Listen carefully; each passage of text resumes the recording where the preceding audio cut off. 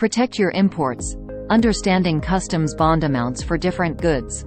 Welcome back to our channel, where we discuss all things related to customs brokerage and international trade. In today's video, we'll be diving into a topic that often comes up when dealing with imports. How does the bond amount vary for different types of goods or commodities? Customs bonds play a crucial role in ensuring compliance with customs regulations and protect the interests of all parties involved in the import process. So, let's explore this topic further and understand the factors that determine the bond amount. Before we delve into the specifics, let's start by understanding what a customs bond actually is.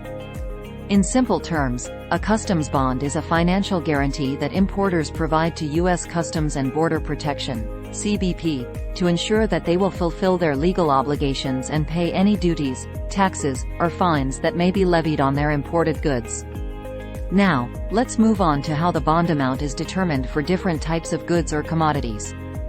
The bond amount primarily depends on the nature of the goods being imported. Certain goods, such as hazardous materials or controlled substances, require a higher bond amount due to the potential risks associated with them. This includes goods like chemicals, firearms, pharmaceuticals, and alcohol. The higher bond amount for these goods covers any potential damages, fines, or penalties that may arise from non-compliance with regulations or accidents during transportation or storage.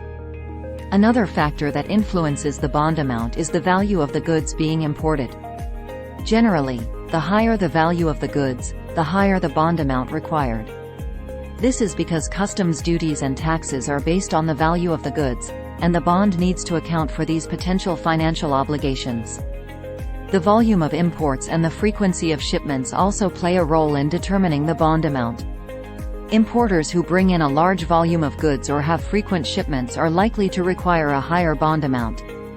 This is because they have a greater potential for non-compliance with customs regulations, and the bond needs to cover any outstanding duties, taxes, or penalties.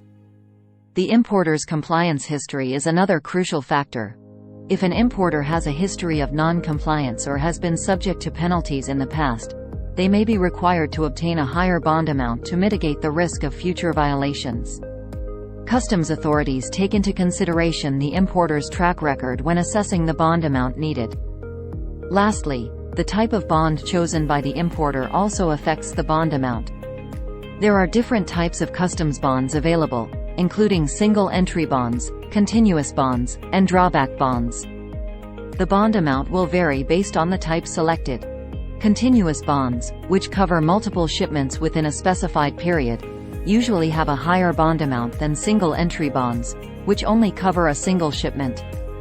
The bond amount required for different types of goods or commodities is influenced by multiple factors. These include the nature of the goods, their value, the volume and frequency of imports, the importer's compliance history, and the type of bond chosen. It's essential for importers to work closely with customs brokers who can help determine the appropriate bond amount for their specific situation. Thank you for tuning in to today's video. We hope you found this information valuable. Don't forget to like this video and subscribe to our channel for more informative content. Stay tuned for our upcoming videos, where we'll be covering more topics related to customs brokerage and international trade. Disclaimer note below. Until then, take care and keep exploring the world of imports.